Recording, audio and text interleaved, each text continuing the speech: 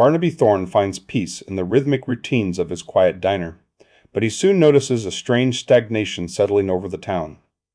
Alongside a cosmic horologist and a skeptical scientist, he discovers that the machinery of the universe is running dry on the genuine memories needed to keep it turning. Join Barnaby as he searches for a frequency of stillness to help restart the cosmic gears before the world freezes in silence. The silver plate. The rag was a gray, fraying square of cotton, and Barnaby Thorne moved it in a slow, hypnotic circle over the chrome edge of the counter. He didn't look at the clock or the empty booths. He focused on the single, stubborn smudge of grease near the condiment caddy. The friction created a rhythmic, shushing sound that anchored him to the floor of the silver plate. He liked the chrome when it mirrored the fluorescent lights as thin, white veins. It was 3004 a.m., the hour where the world felt thin and the silence of the highway became a physical presence, a soft blanket that muffled the roar of the distant interstate.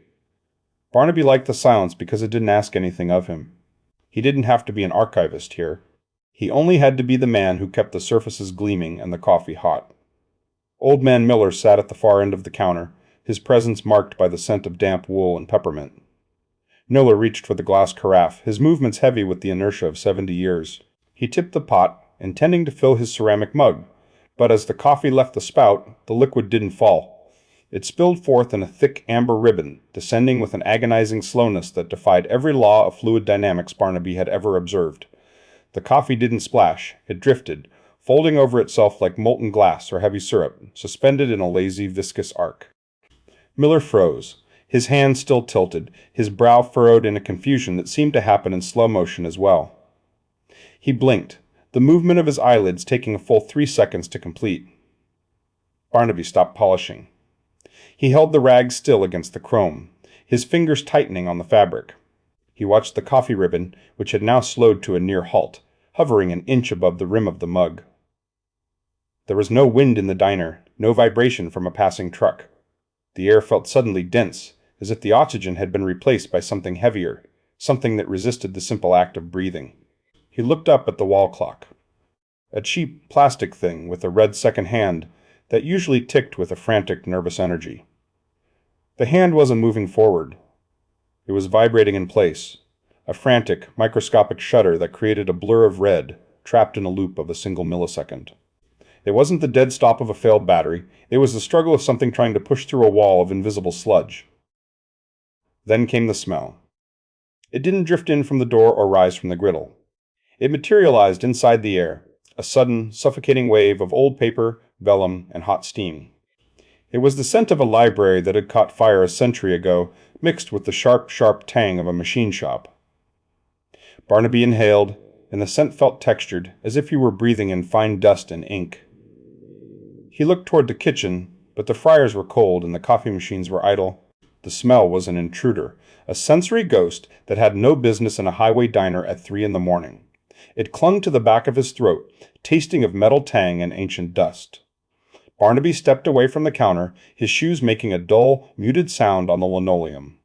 He felt a strange resistance in his limbs, a drag that made every step require a conscious effort of will.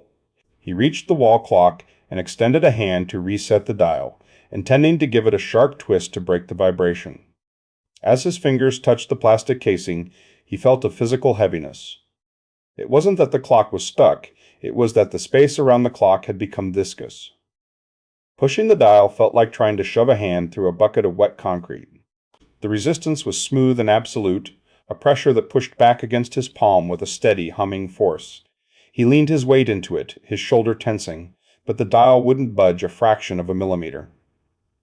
A sudden, sharp movement in the periphery of his vision caught his eye. Above a slice of cherry pie left on the counter by a departed trucker, a common housefly was suspended in midair. Its wings were a static blur, locked in a frozen oscillation. Barnaby leaned in, his nose inches from the insect.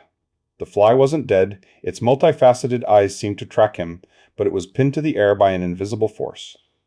He reached out and tentatively touched the wing. It didn't give.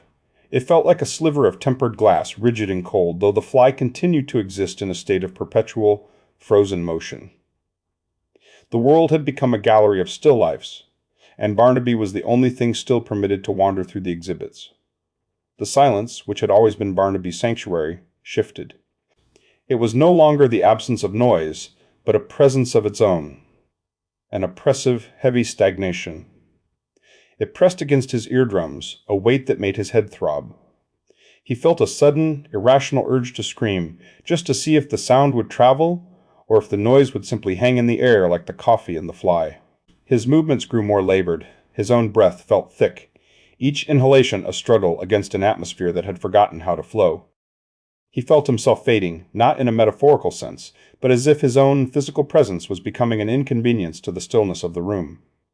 He retreated toward the large plate-glass window that faced the street. Outside, the world was draped in the bruised purple of the pre-dawn hour. The streetlights, usually a steady, flickering orange, were behaving erratically.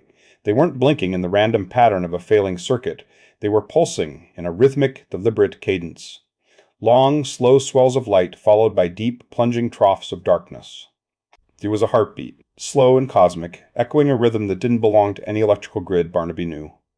The pulse seemed to synchronize with the vibration of the clock on the wall, a grand, unified shudder that suggested the entire town was being shaken by a hand too large to see. As he pressed his forehead against the cool glass, a new sound emerged. It started as a vibration in the soles of his feet, a low-frequency thrum that rattled the silverware in the bins. He turned toward the shared wall that separated the diner from the neighboring shop, a vacant space that had been empty for years. The sound was coming from there. It was a metal-sharp humming, a grinding of gears the size of cathedrals, accompanied by a rhythmic thumping. It sounded like a giant heart beating in brass, a massive, clockwork engine that had just been jolted awake after a long slumber. The sound wasn't just heard, it was felt in the marrow of his bones, a deep, resonant ticking that demanded his attention. Barnaby stared at the wall, the polishing rag still clutched in his hand, wondering if the world had finally wound down or if something had just begun to turn. The nostalgia meter. The bell above the door didn't ring so much as it sighed, a low metal tang exhale that signaled Barnaby's entrance into the shop. Ismail al-Kurdi didn't look up. He was standing in the center of the room, his fingers dancing through the air, twisting and sliding invisible dials that only he could see. His brow was furrowed, a deep map of creases etched into a face that looked as though it had been carved from a piece of ancient sun-dried cedar. There was a heaviness to his shoulders, a slump of genuine melancholy that seemed to pull the very light of the room downward toward the floorboards. Barnaby stopped a few feet away, his hands instinctively finding the hem of his apron. He didn't speak, he waited, observing the way Ismail's hands trembled slightly as he attempted to lock a phantom gear in the air. The shop smelled of static crackle, dried lavender, and the sharp tang of 1,000 disassembled watches. Every surface was crowded with instruments that defied the logic of the diner next door. Brass spears that rotated in opposite directions simultaneously, glass vials containing captured echoes of wind, and pendulums that swung in rhythms that suggested they were measuring something other than seconds. "It is stubborn today, Barnaby," Ismail said, his voice sounding like old parchment rubbing together. He finally lowered his hands, the invisible machinery vanishing with a soft, imagined click. He didn't turn around, but he gestured toward the small tea table in the corner. "The tension is wrong. The whole sector is slipping its teeth." Barnaby moved toward the table, his footsteps muffled by a thick indigo rug that felt like walking on moss. On the table sat a cast-iron pot and 2 porcelain cups that were thin enough to be translucent. Ismail joined him, pouring the tea with a steady hand. As the liquid hit the cup, it didn't splash or ripple. It swirled into a perfect, unbreaking, golden spiral. Barnaby leaned in, staring into the depths of the tea. The spiral didn't reflect the ceiling of the shop or the dim glow of the lamps. Instead, it mirrored a wide violet sky filled with 3 shimmering moons, a vista that existed nowhere in this town, and perhaps nowhere in this hemisphere. "You look as though you've seen the gears grind to a halt," Ismail noted, glancing at Barnaby. He adjusted an invisible dial near his ear, a small habitual flick of the wrist. The diner was quiet this morning, or perhaps too quiet. "The coffee stopped mid-pour," Barnaby said, his voice soft, the long pauses between his words acting as a buffer against the surrealism of the tea. "Old Man Miller, he just stopped. Everything did. Then I heard the heartbeat. I think it came from here." Ismail sighed, a sound of profound exhaustion. He reached beneath the table and produced a device that looked like a cross between a maritime sextant and a Victorian barometer. It was a heavy brass instrument, the nostalgia meter, featuring a curved glass face and a single thin needle. Currently, that needle was twitching violently in the red zone, vibrating with such intensity that the glass seemed to hum. "The great winding," Ismail began, his gaze drifting to the twitching needle. "Most believe the universe is a product of a Big Bang or a divine word. In truth, it is a clockwork mechanism of staggering complexity. But gears do not turn on their own, Barnaby. They require fuel. Not oil, not electricity, but genuine, quiet memories. The kind of memories that have no utility, the smell of a grandmother's attic, the chill of a Tuesday in November, the feeling of a heavy blanket on a rainy afternoon. These are the lubricants of existence. They are the only things that keep the great winding from ceasing." Barnaby watched the needle. He thought of his own life, the repetitive, soothing cycle of polishing the counter, the precise timing of the eggs, the way the light hit the chrome of the toaster at 4:30 a.m. He wondered if those moments were fuel, or if he was simply a gear himself, turning in a circle that led nowhere. Suddenly, the meter emitted a sharp, discordant chime, a sound like a tuning fork hitting a concrete floor. The needle didn't just move, it plummeted. It dropped from the red zone to absolute zero with a sickening, metal-sharp thud. The silence that followed was instantaneous and suffocating, as if the room had suddenly lost its oxygen. "A vacuum," Ismail whispered, his voice cracking. "A total vacuum of fuel." Ismail's expression shifted from melancholy to a focused, desperate urgency. He reached into a small velvet pouch at his waist and extracted a shimmering, iridescent marble, a stored memory. He carefully slotted the marble into a port at the base of the meter.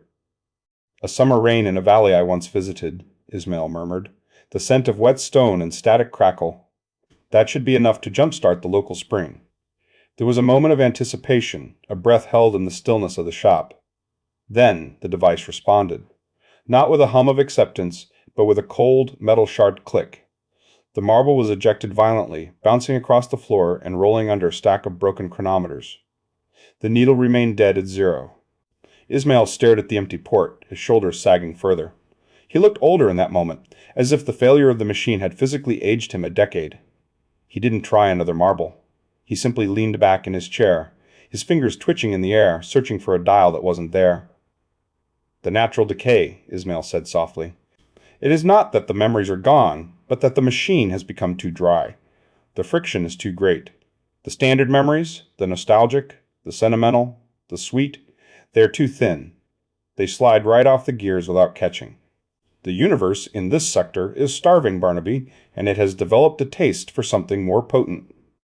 Barnaby felt a strange tightening in his chest, a physical pressure that made it hard to stand straight. He watched the dead needle, and then at the man who seemed to be the only thing keeping the world from freezing in place. The air in the shop felt brittle, as if a loud noise might shatter the atmosphere like glass. "What does it need?" Barnaby asked, his voice barely a whisper. Ismail turned his head, his eyes locking onto Barnaby's with an intensity that felt like a physical weight. The warmth was still there, but it was tempered by a stark clinical realization. "The sentimental will not work. The bittersweet will not work," Ismail said, his voice like the rustle of dead leaves. "To restart the gear, to break the friction of the decay, we need a memory of absolute, unadorned stillness. Not the memory of a quiet place, but the memory of the stillness itself. A moment where the self vanished and only the void remained, yet remained peaceful. It is a rare thing, Barnaby. Most people spend their whole lives running away from that kind of silence." Ismail didn't say it explicitly, but the way he studied Barnaby, the man who had sought the night shift specifically to disappear into the silence, made the implication clear. Barnaby looked down at his hands, the hands of a man who had spent years polishing the same spot on a counter, and felt a sudden cold dread that his sanctuary was the only thing that could save the world. The scent of rain. Barnaby didn't move. He stayed rooted to the floor of the shop, the air between him and Ismail feeling as thick as cold honey.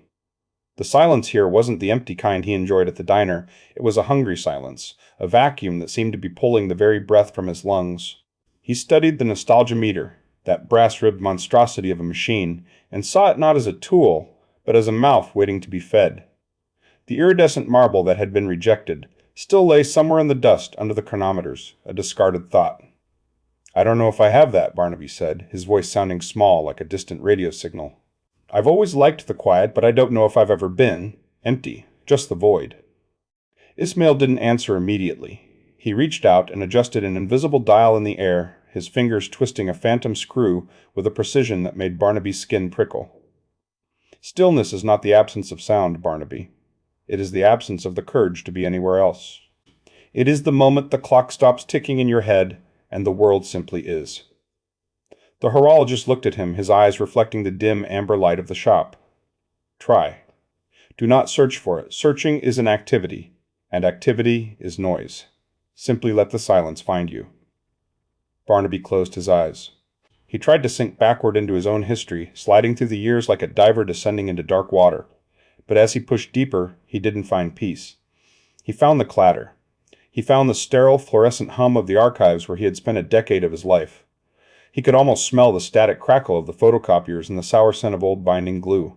He felt the phantom pressure of deadlines pressing against his temples, the rhythmic, aggressive thud of a stapler, the endless shuffle of manila folders being slid across mahogany desks. It was a symphony of obligation, a cacophony of organized noise that had eventually driven him to the midnight shift at the Silver Plate, just to escape the sound of his own productivity. He opened his eyes, blinking rapidly. The shop seemed to have dimmed, the shadows in the corners stretching longer, reaching for the center of the room. "It's too loud," Barnaby whispered. "Even in my head it's too loud." Ismail's expression shifted from hope to a stark, clinical caution. He stepped closer, the scent of old parchment and dried tea trailing after him. "Be careful, Barnaby. The machine is in a state of extreme friction. If you attempt to force a memory, if you try to manufacture a stillness that isn't genuine, the gears will jam. It won't just be a failure of the device." Ismail looked toward the wall that shared a boundary with the diner. The recoil could lock this entire sector. The Silver Plate, Old Man Miller, the very air you breathe, it would all freeze. Not a slowdown, but a permanent cessation. A statue of a moment. Barnaby felt a sudden, sharp coldness in his fingertips. He thought of the diner, the way the chrome reflected the neon sign, the rhythmic hiss of the grill, the comfort of the repetitive motions. He looked down at his hands. His right thumb was unconsciously rubbing his index finger, a ghost of the polishing motion he performed 1,000 times a night on the diner's counter. "Why am I shaking?" he wondered. "I spent years wanting to disappear, to be a ghost in the machinery of a small town. Now that the machinery is actually broken, I'm terrified of the void. Is this what I actually wanted? Or was I just hiding from the noise? If I give this away, if I hand over the only part of me that feels safe, what is left? A man who is just a collection of shifts and orders. A shell of a cook?" The thought felt like a physical weight, a stone sitting in the center of his chest, making his breathing shallow. He realized that his sanctuary wasn't a place or a memory, but a frequency he tuned himself to every night at 2000 a.m. He closed his eyes again, but this time he didn't dive. He stayed on the surface. He focused on the tactile memory of the polishing cloth, the coarse fabric, the circular motion, the way the chrome grew warm under the friction. He stopped trying to remember a time and started trying to remember a feeling. He let the noise of the archives fade, let the fear of the freeze dissolve, and drifted further back, past the adulthood of files and folders, back to a time when the world was measured in the distance between bookshelves. He was 10 years old. He was sitting in the town's old municipal library during a summer blackout. The power had vanished in a single, clean snap, plunging the cavernous room into a heavy velvet darkness. There had been no panic, only a sudden, profound suspension. He remembered sitting on the carpeted floor, leaning his back against a shelf of leather-bound encyclopedias. He remembered the absolute, unadorned silence of 1,000 sleeping books. It wasn't the silence of a room. It was the silence of stored knowledge, a weight of 1,000,000 words all holding their breath at once. In that moment, he hadn't been a boy, or a student, or a son. He had been a part of the shadow, a single punctuation mark in a vast, quiet sentence. He had felt a peace so absolute it was almost a form of erasure. Barnaby didn't think. He simply leaned forward and breathed. He didn't know how to input a memory, so he simply exhaled a long, slow sigh into the intake port of the nostalgia meter, imagining he was pouring that library darkness, that velvet weight, directly into the brass heart of the machine. For a heartbeat, Nothing happened. Then a sound erupted that Barnaby felt in his teeth. A soft, buttery click, followed by the rhythmic, melodic whirring of gears finally finding their grip. The brass wheels began to rotate, not with the frantic grinding of before, but with a fluid, oiled grace. The needle on the gauge didn't just jump. It swept upward in a smooth arc, vibrating with a low, resonant hum that harmonized with the pulsing of the walls. Suddenly, the atmosphere of the shop shifted. The brittle, glass-like air shattered, replaced by a rush of scent so vivid it felt like a physical touch. It was the smell of rain on warm pavement, the rain smell of a summer storm hitting a baked highway. It was an olfactory explosion, clean and sharp and grounding, filling the lungs with a sense of renewal. Ismail let out a breath he seemed to have been holding for a century. He stepped toward the gauge, his eyes wide. "You did it," he whispered, his voice sounding like old paper folding. "The friction is broken. The great winding has resumed in this sector." He checked the dial, though his smile faltered slightly. "It is a temporary reprieve. The needle is still unstable, trembling. The decay is deep, and one memory is a bandage, not a cure." Barnaby opened his eyes, feeling strangely light, as if some part of his internal gravity had been shifted. He looked down and gasped. Stretching from the center of his chest to the intake port of the machine was a faint, shimmering thread of indigo light. It was thin as a spider's silk, vibrating at a frequency that matched the humming gears.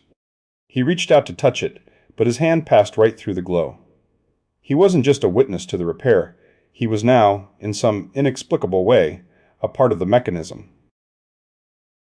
The star wink. The bell above the door didn't just chime. It shrieked, sliced through by the sudden, violent entry of Soraya Mendoza. She didn't walk into the shop so much as she invaded it, her boots clicking against the floorboards in a rapid, staccato rhythm that fought against the humming peace of the great winding. In her right hand, she held a digital stopwatch, its screen glowing a harsh, antiseptic blue. In her left, a pen that she clicked with a frequency that sounded like a miniature machine gun. 3.4 seconds off, Soraya announced, her voice crisp and ascending at the end of the sentence, as if every statement were a challenge. She didn't look at Barnaby or Ismail. She watched the air, as if she could see the invisible equations drifting through the dust motes. "The local gravitational variance has spiked again. It's not a drift, Ismail. It's a fluctuation. A textbook, measurable, systemic anomaly that suggests the localized collapse of standard space-time constants." Ismail didn't move from his stool. He remained perched there, his long fingers dancing in the air, adjusting invisible dials that only he could perceive. He watched Soraya with a patient, heavy-lidded expression, his voice sounding like the slow rubbing of two pieces of ancient parchment. "You bring the noise of the laboratory into a place of adjustment, Soraya. The universe is not a math problem to be solved. It is a clock to be tended. You are treating the symptom, not the heartbeat." Soraya let out a short, sharp laugh and stepped forward, her movements jagged and efficient. "Heartbeats are biological. Clocks are mechanical. What you call horology is essentially high concept, pseudoscience wrapped in brass and mahogany. There is no great winding, only a series of erratic pulsar emissions that you've mistaken for a cosmic mechanism because you have a fondness for antiques." With a fluid, practiced motion, she began deploying her sensors. These weren't the elegant, humming instruments of Ismail's shop. They were cold, brushed aluminum pods that she slapped onto the mahogany counter with a series of metal-sharp thuds. Each pod emitted a thin, blinking red light that flickered with a clinical indifference. She worked with a frantic precision, her eyes darting between the digital readout of her stopwatch and the sensors, her pen clicking, click, click, click, click, click, filling the silence between her words. "I want a measurable cause," she demanded, her voice speeding up, the words crowding one another. "I want a frequency, a coordinate, a tangible source for the ripple. I am not interested in the mood of the stars or the weight of silence. Give me a number, Ismail. Give me a decimal point that doesn't move when you breathe on it." Barnaby stood a few feet away, the indigo thread still shimmering between his chest and the nostalgia meter. He felt the thread tugging gently, a ghostly tension that mirrored the rhythm of the machine's gears. He didn't join the argument. He rarely did. Instead, he drifted toward the counter, his gaze sliding past Soraya's blinking sensors to a small, wind-up music box that had been sitting there, forgotten, beneath the shadow of her stopwatch. It was a modest thing, crafted from a dark oil-rubbed wood with a tarnished silver crank on the side. It looked exhausted. A relic of a time when music was something you had to physically earn through effort. Barnaby noticed something that made the hair on his arm stand up. The internal cylinder was rotating. There was no music, only a rhythmic metal-sharp tick, a heartbeat of brass, but the crank remained stationary. No one had wound it. It was drawing power from something other than a spring. Barnaby leaned in, his breathing slowing, his mind slipping into that archival quiet he had cultivated over years of midnight shifts. He looked past Soraya's frantic energy, past Ismail's cryptic stillness, and turned his head toward the window. The sky outside was a deep, bruised indigo, the color of a fading ink stain. High above the silhouette of the town's water tower, a single star was pulsing. It wasn't a twinkle. It was a deliberate, rhythmic blink. Barnaby watched the star. Pulse. Pulse. Pulse. He looked back at the music box. Tick. Pause. Tick. Then he became aware of the pressure in his own lungs, the slow, steady expansion and contraction of his chest. Inhale. Pause. Exhale. The synchronization was absolute. The star, the music box, and his own heart were locked in a three-way conversation, a silent symphony of timing that bypassed all of Soraya's sensors. It was a terrifyingly beautiful alignment, as if he had suddenly become a gear in a machine that spanned light years. It's a coincidence, Soraya snapped, though she wasn't looking at him. She was staring at her stopwatch, her brow furrowed. The data is erratic. There's a ghost in the signal. It's likely a mirroring effect from the sensors themselves, internal interference caused by the proximity of the aluminum housings. The ghost is the only thing telling the truth, Soraya, Ismail murmured, his voice warm and heavy. He had stopped adjusting his invisible dials and was now watching Barnaby. There was a glint of something in the horologist's eyes, not surprise but a quiet confirmation. You are trying to measure the wind with a ruler. You cannot quantify the synchronization of a soul to the winding. Soraya scoffed, the sound sharp and dismissive. Cosmic synchronization. Please. It's a poetic phrase for a statistical anomaly. The universe doesn't synchronize with breathing patterns and antique toys. It obeys the laws of thermodynamics and general relativity.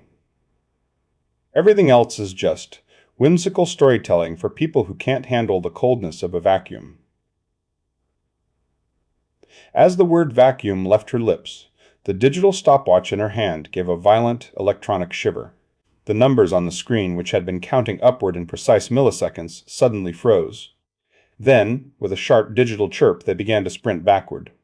The seconds flew by in reverse, the numbers blurring into a frantic, descending streak of neon blue. Soraya froze. She shook the watch, her thumb pressing the reset button with a force that looked like it might crack the casing. What is this?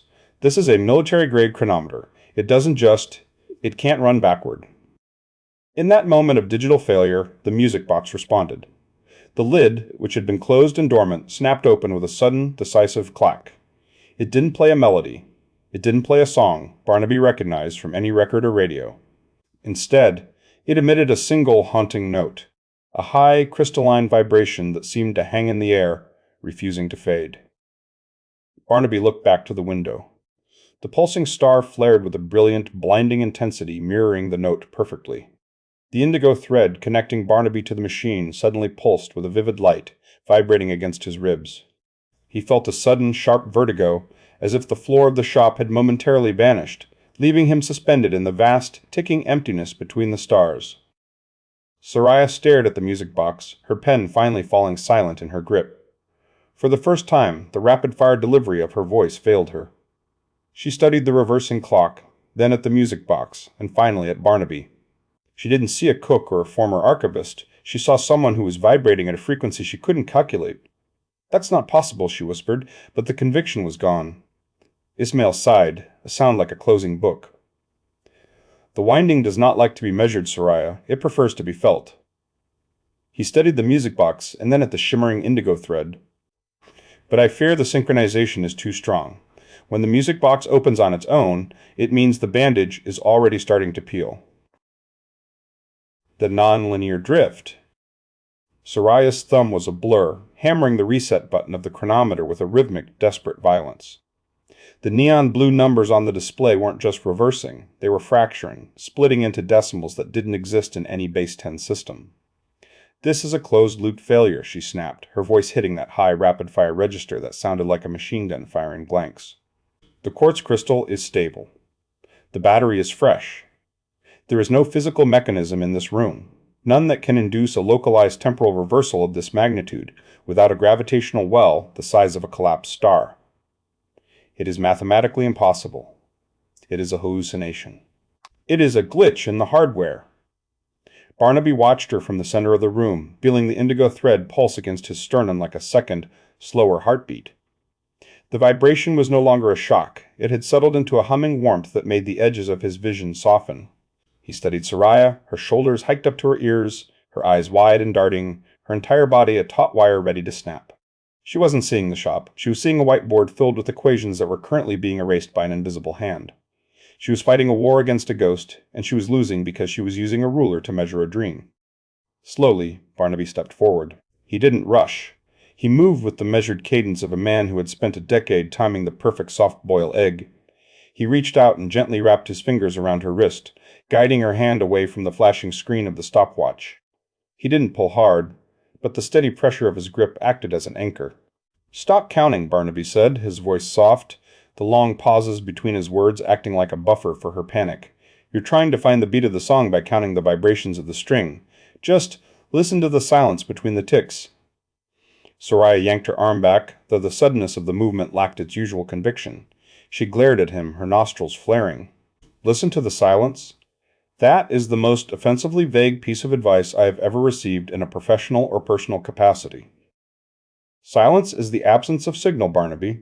There is nothing to listen to in a vacuum. Your calm isn't intuition, it's a refusal to engage with the crisis. You're standing in the middle of a physics violation, and you're acting like we're waiting for a bus." Ismail, meanwhile, had retreated to the periphery of the room. He was adjusting a series of invisible dials in the air, his fingers dancing through the dust motes as if he were tuning a radio that only he could hear. He didn't intervene, he simply watched them with a look of patient melancholy, the way a librarian might watch two children argue over a book they haven't yet learned to read. The scent of the shop had begun to shift, the sharp tang of Soraya's electronics being drowned out by a heavy, enveloping aroma of old vellum, damp cedar, and the ghost of 1,000 Earl Grey teas. Determined to reclaim the narrative of the room, Soraya whipped out a handheld frequency analyzer. It was a sleek, brushed aluminum device that looked entirely too modern for a shop filled with brass gears and velvet curtains. She pointed the sensor toward the music box, which was still emitting that single crystalline note. "If I can just map the waveform, I can isolate the source of the interference. If it's an acoustic anomaly, there has to be a resonance frequency. There has to be a pattern." She stared at the digital readout, waiting for the familiar spikes of a sine wave. Instead, the screen flickered. The numbers vanished. In their place, elegant, serifed letters began to scroll across the liquid crystal display. They didn't form a code or a coordinate. "Wonging," the screen read. Soraya blinked. She tapped the screen, thinking the software had crashed. The word shifted, sliding upward to make room for another. "Stillness. Dot what?" "What is this?" Soraya whispered, her voice finally losing its edge, dropping an octave into a territory of genuine confusion. "Why is my analyzer outputting adjectives?" "This is a spectral analyzer. It doesn't have a linguistic processor. It's not programmed for English, let alone sentiment." "It isn't analyzing the sound," Barnaby said, stepping closer. He pointed to the air around the music box. "It's analyzing the drift." Soraya looked up, and for the first time she stopped trying to calculate. She saw it. The air wasn't still. It was undulating. The space between the music box and the window was rippling like the surface of a pond after a pebble had been tossed into it. The ripples weren't random.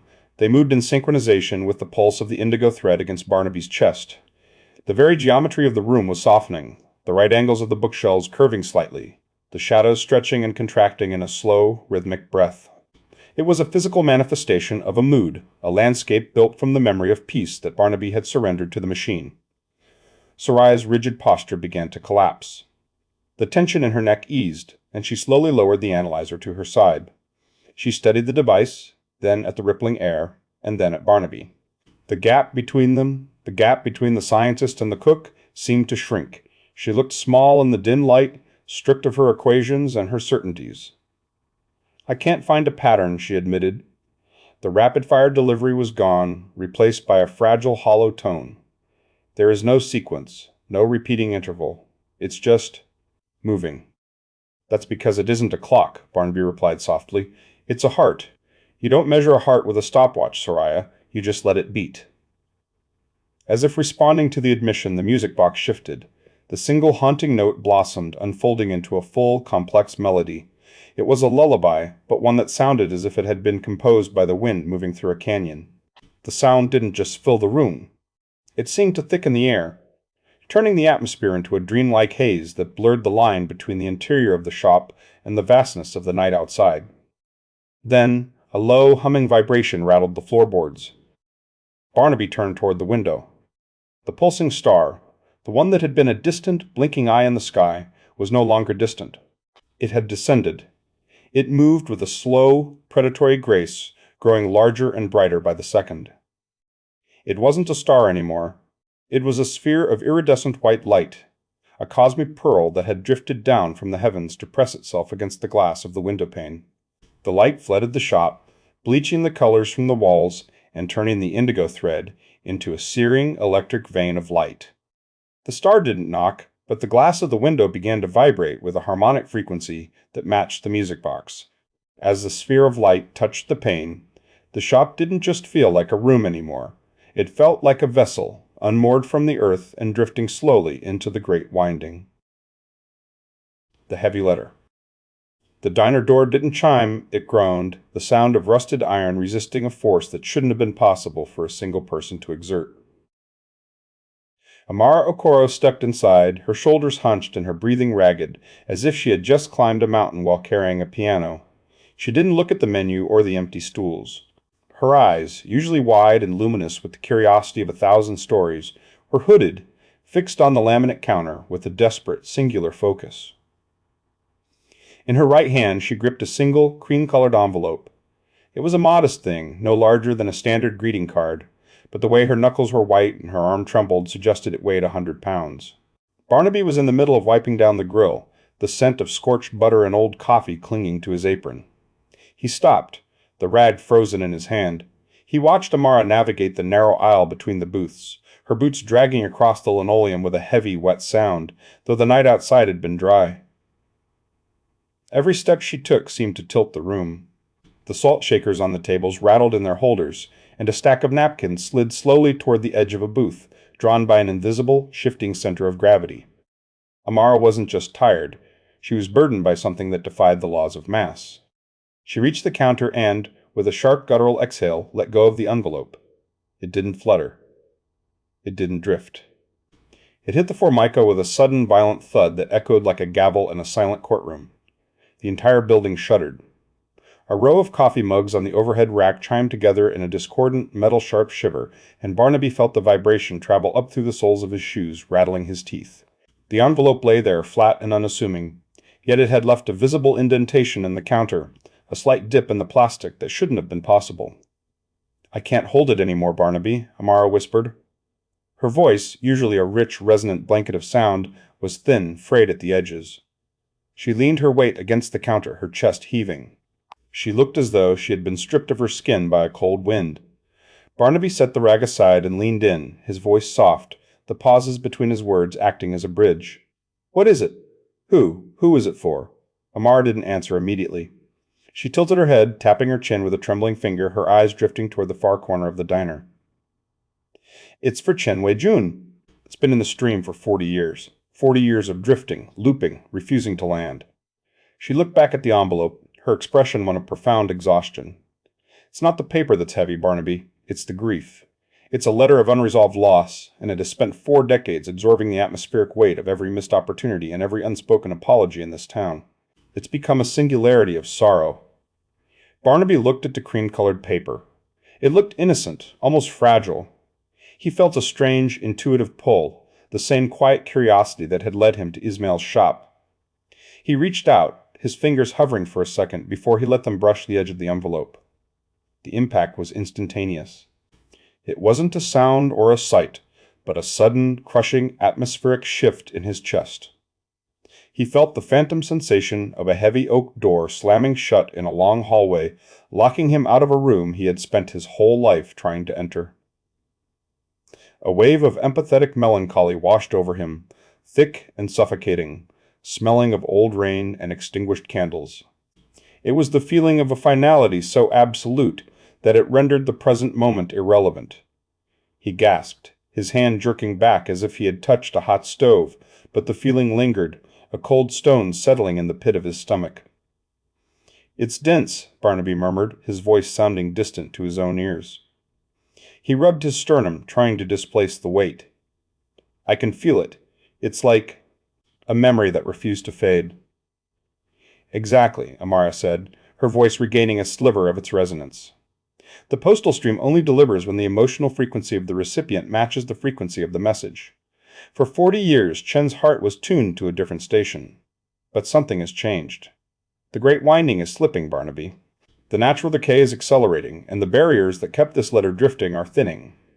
It's trying to land now because it has nowhere else to go, but it's too heavy. If it stays here, on this counter, it will just keep absorbing the stagnation of the town." Barnaby looked around the diner.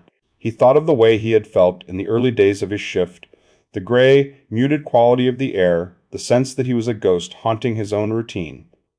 He realized with a sudden sharp clarity that the stagnation hadn't been a personal failing, but a symptom. The town was clogged with these things, undelivered truths, heavy letters, silent grievances, and this envelope was the most concentrated dose of all. If the letter remained undelivered, the inertia would become permanent. The silence he had once found comforting would turn into a tomb. "Why can't you just give it to him?" Barnaby asked, gesturing toward the corner booth. Amara sighed, a sound of profound weariness. "I tried. 3 times tonight. But every time I approach him, the letter grows heavier. It's reacting to his resistance. He spent years building a wall of precision and silence around himself to keep this kind of weight out. If I just hand it to him, it might crush him. Or the table." She studied the indentation in the counter. "It needs a conduit. Someone who can absorb the shock of the grief without being consumed by it. Someone who knows how to listen to the silence." Barnaby didn't need to be told what she was implying. He looked toward the corner. Chen Wei-jun sat there, as he did every night, a solitary figure bathed in the pale glow of the overhead light. On the table before him lay the disassembled pieces of a music box, its brass gears spilled out like the entrails of a tiny golden animal. Chen was rubbing the bridge of his nose with his thumb, his eyes narrowed in a squint of intense, stubborn concentration. He was searching for a ghost of a melody, a frequency of childhood peace that he believed would make the gears turn again. He was so close to the answer that he could almost touch it, yet he remained entirely unaware that the missing piece of his life was lying 10 feet away, bending the physical geometry of the diner. The letter sat on the counter, pulsing with a slow, rhythmic throb of sorrow, waiting for the one man who feared it most to finally claim it. Barnaby looked at his own hands, then back at the envelope. The weight of the letter seemed to increase, the thud of its existence echoing in the quiet of the night. He felt the indigo thread from the great winding still humming faintly in his chest, a reminder that he was no longer just a cook in a sleepy town, but a part of a larger, more fragile mechanism. He knew that if he didn't move now, the weight would eventually become too much for the floorboards to bear, and they would all sink together into the gray, heavy silence of things left unsaid. The Lost Lullaby. Barnaby reached for the envelope, but his fingers stopped an inch short of the paper. The air around the letter had thickened, turning into a viscous, invisible syrup that resisted movement. It didn't just sit on the formica counter of the silver plate, it anchored the entire building to the earth. The envelope, a yellowed scrap of parchment from 40 years ago, was now a leaden weight that seemed to pull the fluorescent lights overhead into a slight, worrying slant. "It's no use," Amara said, her voice rich and heavy, like a velvet curtain falling over the room. She leaned over the counter, her chin resting on one finger, her eyes tracking the way the envelope slightly indented the plastic surface. "The more he resists the truth of it, the more the grief crystallizes. It's not just paper anymore. It's a physical manifestation of 40 years of avoidance. If I try to force it into his hand, I might break his wrist." 10 feet away, Chen Wei-jun didn't look up. He was hunched over the remains of the music box, his thumb rhythmically rubbing the bridge of his nose. The brass gears were scattered across the laminate table like a disassembled watch, each tiny tooth polished to a mirror finish. He was a man of precision, a man who believed that any problem could be solved if one simply had the right caliper or a finer grade of sandpaper. He didn't want a letter, he wanted a frequency. He wanted the ghost of a sound that had vanished from his mind 3 decades ago, and he believed he could carve it out of silence if he just stayed still enough. "I do not need a messenger," Chen said, his voice a minimalist clip, each word a carefully placed stone. "I need the third gear, the one that governs the bridge. The metal is sound, but the timing is hollow." Ismail, who had drifted into the diner with the silent grace of a folding dimension, stood beside Barnaby. The horologist was adjusting a series of invisible dials in the air, his fingers twitching in a complex geometric dance. His voice sounded like old parchment rubbing together, dry and warm. "You are searching for a mechanical solution to a metaphysical void, Chen," Ismail murmured. "That music box was not built to play a song. It was built to hold a feeling. The gear you are missing isn't made of brass or steel. It is a gear made of absolute peace, the kind of stillness that only exists in the heart of a child who knows they are safe. You cannot carve that with a lathe. You cannot find it in a catalog of parts." Chen's thumb paused on his nose. He didn't look at them, but his shoulders tightened, a sudden rigidity that spoke of a wall being reinforced. "The music box is a machine. Machines have parts. I will find the part." Amara sighed and tried once more to lift the envelope. She gripped the edges of the paper, her knuckles whitening, her heels digging into the linoleum floor. She pulled with a slow, steady strength, but the letter remained frozen to the counter, as if it had been welded to the foundation of the town. The grief within the ink had become a gravitational constant. The more Chen denied the necessity of the letter, the more the letter became an immovable object. Barnaby watched the struggle, his mind drifting to the indigo thread still humming in the center of his chest. He felt the residue of the great winding, that shimmering, quiet energy he had tapped into back at Ismail's shop. He realized that the tension in the room wasn't just between Amara and the letter, or Chen and his memory. It was a dissonance. The diner had become a tuning fork for a chord that wouldn't resolve. He didn't speak. He didn't have the words to bridge the gap between a stubborn man and a heavy secret. Instead, Barnaby stepped forward, his movements slow and deliberate, as if he were navigating a room full of sleeping birds. He moved into the space between the counter and the booth, his presence a soft, melodic blur. He wasn't trying to solve the problem, he was simply existing in the silence he had spent his entire life cultivating. Barnaby placed his hand flat on top of the envelope. He didn't push. He didn't pull. He simply let his hand rest there, absorbing the vibration of the room. He thought of the blackout library of his childhood, the smell of old binding glue, the weight of 1,000 silent books, the absolute velvet dark that felt like a hug. He projected that stillness, letting the indigo hum in his chest bleed through his arm and into the parchment. As he did, the air shifted. The viscous syrup vanished. The oppressive weight that had been bending the light of the diner evaporated, replaced by a sudden, cooling lightness. Amara gasped, her hands slipping as the envelope suddenly lost its gravity. It didn't just become light, it became buoyant. "It's floating," Amara whispered, her voice filled with wonder. Barnaby gently lifted the envelope. It felt like a dried leaf, or a breath of wind. He walked the remaining few steps to Chen's table. He didn't announce himself. He didn't demand attention. He simply slid the yellowed paper onto the table, resting it delicately atop the scattered brass gears. Chen looked at the letter. He studied Barnaby. For a moment the stubbornness remained, a flicker of resistance in the set of his jaw. But Barnaby's presence acted as a balancer, a harmonic bridge that neutralized the fear. The silence around Barnaby was an invitation, not a void. Slowly, with trembling fingers, Chen reached out and opened the envelope. As the seal broke, a sound began to emanate from the paper. It wasn't a loud sound, but a faint, shimmering hum, a melody that felt like sunlight hitting a dusty windowpane. It was a lullaby, stripped of lyrics but heavy with intent. The sound filled the diner, weaving through the scent of old coffee and grill grease, turning the mundane space into something sacred. Chen's eyes scanned the handwritten lines. He didn't read them aloud, but as he did, his face began to soften. The rigid lines of his forehead smoothed. The habitual tension in his neck vanished.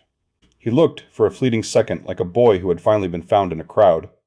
As the melody reached a crescendo, a physical manifestation of the sound, a tiny, translucent gear of shimmering light leaped from the page. It hovered for a heartbeat in the air before snapping with a crystalline click into the heart of the music box. Chen froze. He slowly reached out and wound the key. The music box began to play. It wasn't just a song, it was a memory of absolute peace, a perfect, looping harmony that seemed to synchronize the heartbeats of everyone in the room. Chen closed his eyes, a single tear tracing a path through the wrinkles of his cheek. He had found the frequency. The void was filled. Barnaby felt a surge of warmth, a sense of completion that radiated from the music box. But the warmth was abruptly severed. A violent, grinding sound tore through the air, a metal shark shriek that sounded like a skyscraper being twisted into a knot. It didn't come from the music box, but from beneath the floorboards, from the very marrow of the town. Ismail suddenly paled, his hands freezing in midair. His eyes went wide, looking not at the people but at the invisible clockwork that governed the local sector. "The gear," Ismail whispered, his voice trembling with a sudden sharp terror. "The main gear of the sector. It's slipping." The natural decay.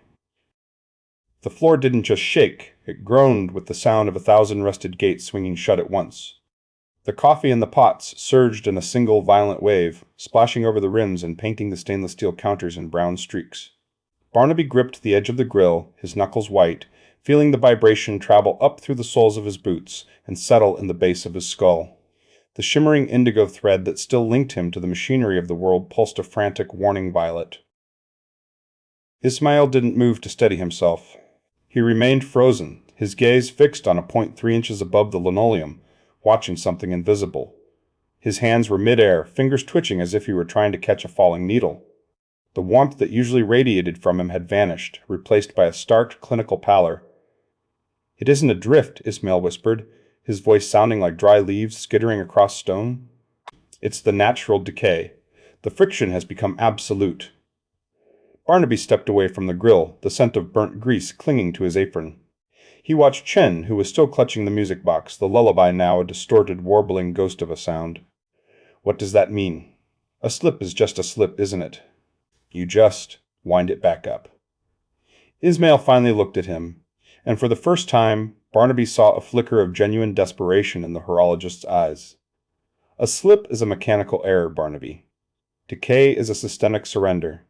The cosmic machinery doesn't just slow down, it crystallizes.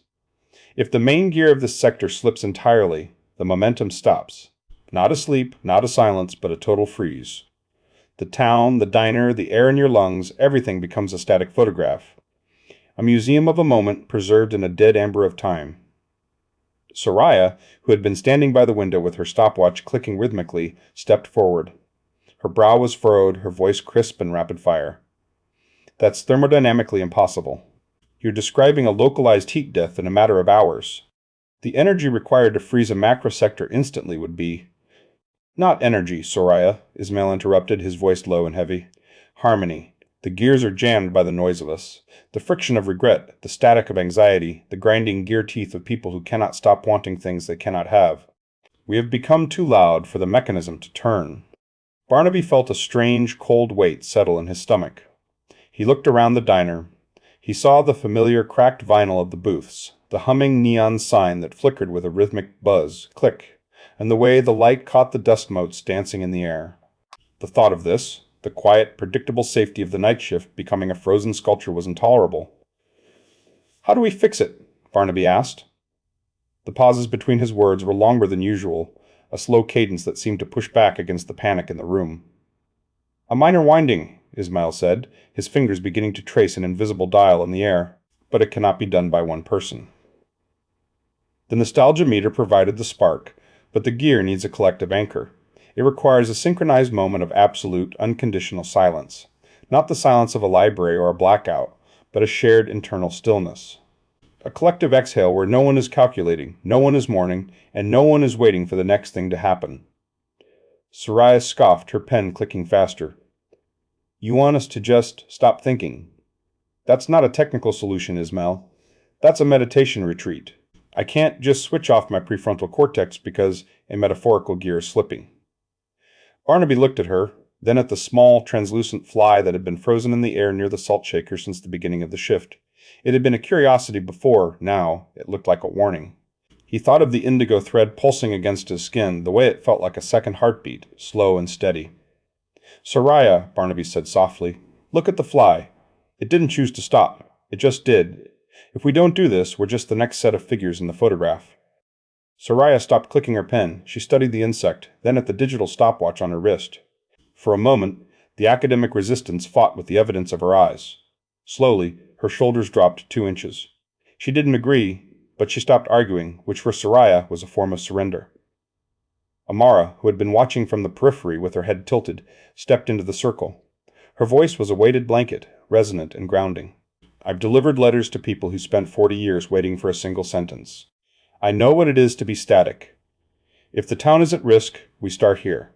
We are the regulars. We are the heartbeat of the silver plate. Ismail turned to Barnaby, his expression solemn. The others, the townspeople, they will follow the rhythm of the center. But the center must be absolute. Barnaby, you are the anchor. Your nature is a harmonic bridge. If you can hold the stillness, you can pull the others into the frequency. But you must coordinate them. You must strip the noise from this room. Barnaby felt a sudden, sharp surge of vertigo. He was the man who faded into the background, the cook who was praised for being invisible. Now, he was being asked to be the pillar. He studied his hands, still smelling of onions and dish soap, and felt the crushing gravity of the responsibility. I don't know how to lead people, Barnaby whispered. You don't lead them, Ismail replied. You just provide the space for them to be quiet. That is your gift, Barnaby. The world is loud, but you are a sanctuary. With a slow, deliberate motion, Barnaby began to move. He didn't rush. He moved with the precise timing he used to flip a pancake or brew a pot of tea. He walked to the dimmer switch and slid it down, plunging the diner into a warm amber glow that softened the edges of the stainless steel and turned the shadows into velvet. He moved the chairs, not in rows, but in a wide, loose circle around the center of the room, creating a physical perimeter of intent. Chen watched him, his thumb rubbing the bridge of his nose. He didn't speak, but he moved his chair into place, the music box resting on the table beside him like a sleeping animal. Amara and Soraya followed, their movements tentative, as if they were entering a cathedral. As Barnaby took his place at the head of the circle, the air in the diner grew thick, almost viscous. The humming of the refrigerator became a roar, and the ticking of the wall clock sounded like a hammer hitting an anvil.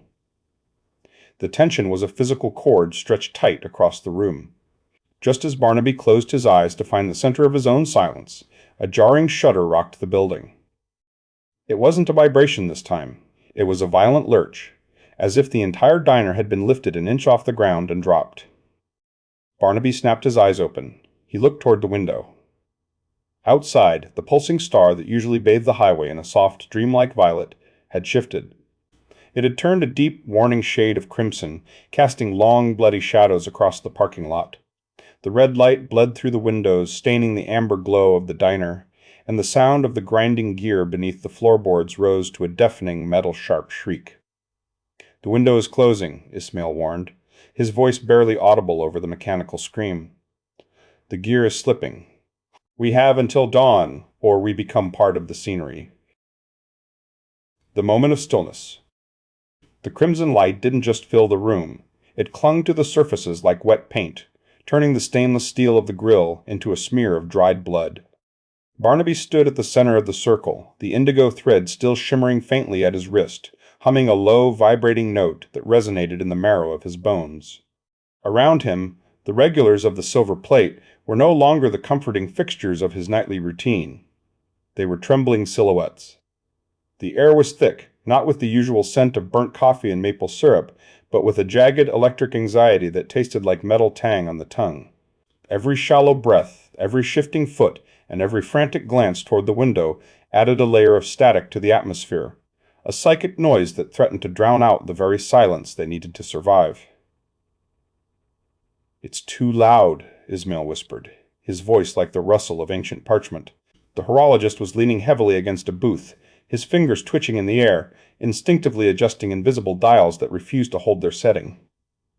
The fear is a friction, Barnaby. It's grinding against the gear. If we cannot find the stillness, the slip will become permanent.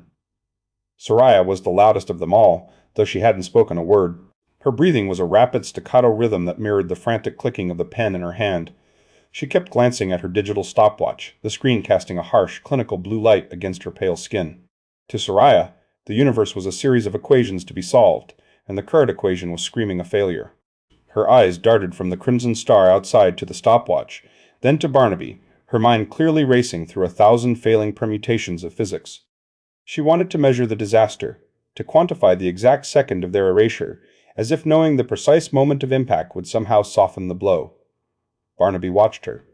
He saw the way her shoulders were hiked up to her ears, the way her knuckles were white around the plastic casing of the timer. He didn't feel the urge to command her or to shout. Instead, he felt a strange, expansive warmth, a realization that Soraya wasn't fighting the machine, she was fighting the unknown. He stepped closer to her, not invading her space, but offering a steady presence.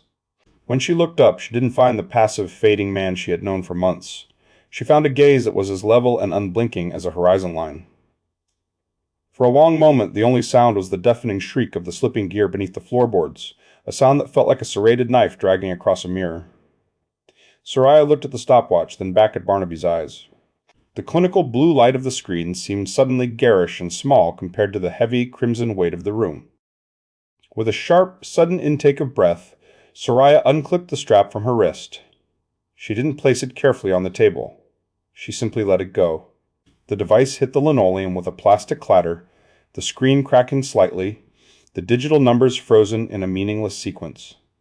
It was a small surrender, but in the heavy air of the diner, it felt like a landslide. "I can't time this," she whispered, her voice brittle. "There is no metric for this." Barnaby didn't answer with words. He turned back to the counter. He reached for the linen rag, the one with the frayed edges and the faint scent of lemon oil, and placed it against a spot on the chrome that was already mirror bright. He began to polish. He didn't scrub. He moved his hand in a slow, deliberate circle, a rhythmic, sweeping motion that he had performed 10,000 times in the dead of night. Circular, steady, constant. At first, the regulars resisted.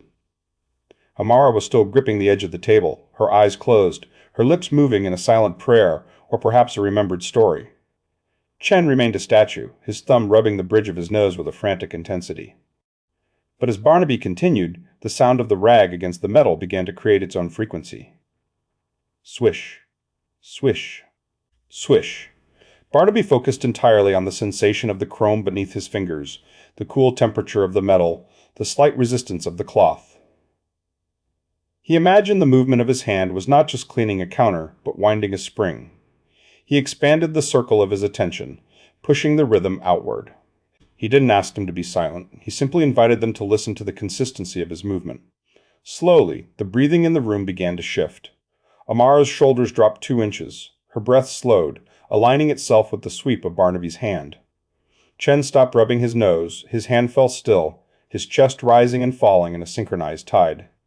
One by one, the residents of the highway stop ceased to be individuals gripped by panic and became a single, breathing organism. The psychic noise, the static of fear began to dissolve, replaced by a heavy, velvet quiet. The scent of old paper from Ismail's pockets, and the lingering steam from the coffee urn wrapped around them, forming a cocoon that shut out the crimson madness of the exterior world. Barnaby felt the indigo thread at his wrist pulse. He realized he was no longer just a passenger in this process. He was the mainspring. He pushed his consciousness deeper into the silence, imagining himself as a heavy brass weight descending slowly through a great void, pulling the rest of them down into a place of absolute, crystalline peace. He felt the weight of the town, the weight of their shared histories and quiet disappointments, and he held them all in the steady orbit of his polishing rag. Outside, the crimson star reached a crescendo of intensity, the light becoming so bright it was almost white. The shriek of the gear beneath them rose to a pitch that threatened to shatter the windows. The tension was a wire stretched to the breaking point, a moment of absolute instability where the universe seemed to hold its breath. Then the shift happened. Responding to the collective stillness, the crimson light didn't just fade, it inverted. In a sudden, blinding flash, the star flared into a brilliant, warm, golden hue. The light poured through the windows, not as a warning, but as a benediction, turning the blood-red shadows into honey. C-Li-K. The sound was not loud, but it was absolute. It was a resonant, metal-sharp lock that echoed not just through the diner, but through the very dimensions of the local sector. It was the sound of a trillion teeth finally finding their groove, the sound of a cosmic clock finally catching its beat. The vibration that had been shaking the floorboards vanished instantly, leaving behind a silence so profound it felt like a physical weight. Barnaby stopped polishing. He remained still, his hand resting on the chrome, his breath slow and deep. The indigo thread at his wrist dimmed, receding back into his skin, leaving behind a faint, tingling warmth. Ismail let out a long, shuddering sigh and slid down the side of the booth to sit on the floor, his face etched with a mixture of exhaustion and awe. Soraya looked down at her broken stopwatch on the floor, then looked at Barnaby. For the first time, she didn't look like she wanted to analyze him.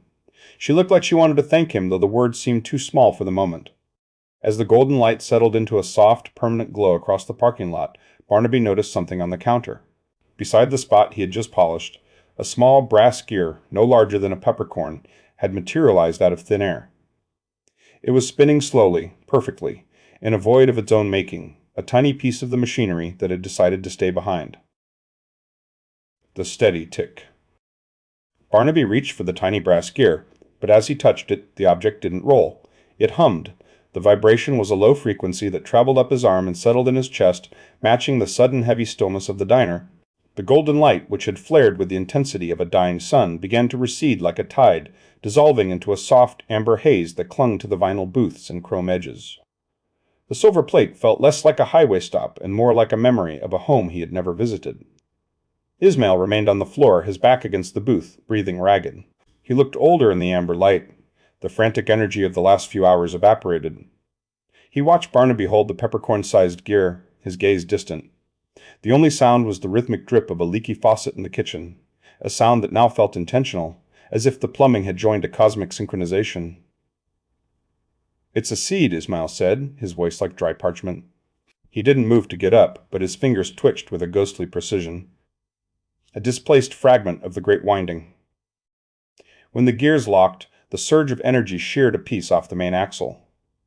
"It's a physical manifestation of the bridge you built, Barnaby. A bit of the infinite, left behind in a diner that smells of burnt toast and old coffee." Barnaby looked at the gear, then at the indigo stain still shimmering on his wrist. "Is it broken? Does it need to go back?" Ismail let out a soft, huffing laugh and pushed himself up, dusting off his trousers. "The repair is permanent. The local sector is wound tight for another several thousand years. But the machinery is jealous, Barnaby. To lock the gear in this dimension, to anchor the stillness you provided, a trade was required. A tether for a tether." He looked around at the chipped formica and the smell of rain-damp wool. "My connection to the folding dimension is gone. The door has closed. I am no longer a visitor here. I am a resident." Soraya, who had been staring at her broken stopwatch with a look of profound betrayal, looked up. Her rapid-fire delivery was replaced by a slow, thoughtful cadence. "You're stranded," she stated. It wasn't a question, but a calculation. Statistically, the probability of permanent displacement is high during a manual override. You've lost your coordinates. Ismail smiled, a genuine expression that reached his eyes. He touched the rim of a coffee cup, lingering on the warmth. "I have lost a map, Soraya, but I have found a place. I have spent eons repairing the intangible, chasing the mechanisms of 1,000 worlds. But here, there is a kind of peace. There is tea that tastes of earth, and friends who don't mind the smell of static crackle. I am quite content to be a permanent fixture of this sleepy corner." Soraya didn't respond. She reached into her bag for a sketchbook and began to draw. Her pen moved in long, sweeping arcs, sketching the way the amber light curved around the booths. She wasn't mapping pulsars anymore. She was drawing the flow of the drift, the invisible currents of emotion and memory that had just saved their town.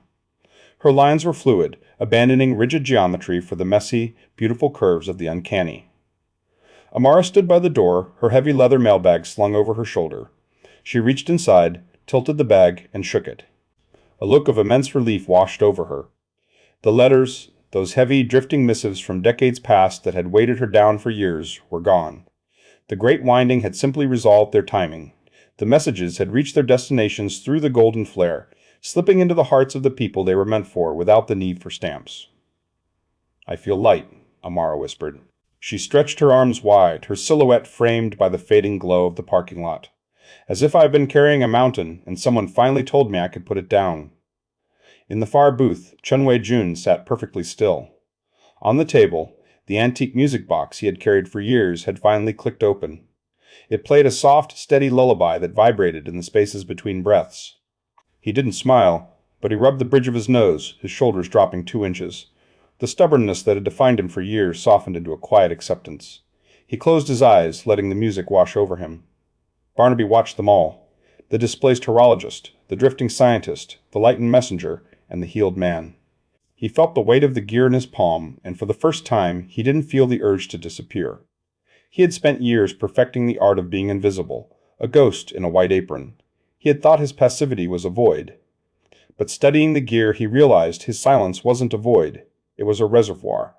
He was the steady tick in a world of chaotic noise, the anchor that allowed others to drift and return. His invisibility was a form of stability, the same stability the cosmic machinery required to keep the stars in their tracks.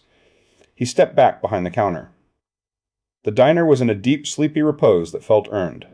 The smell of the grill, the hum of the neon sign, the cold touch of stainless steel, it all felt sharpened.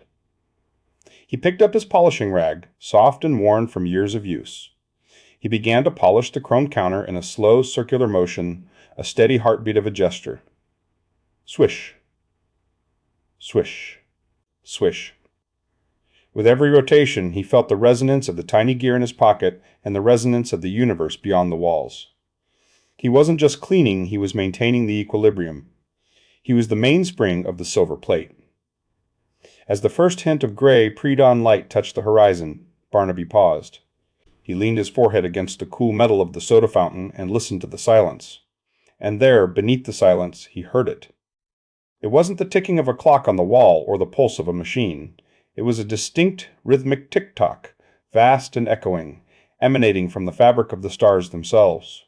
The universe had been wound, the gear had caught, and Barnaby Thorne, the invisible man, was the one who kept the time,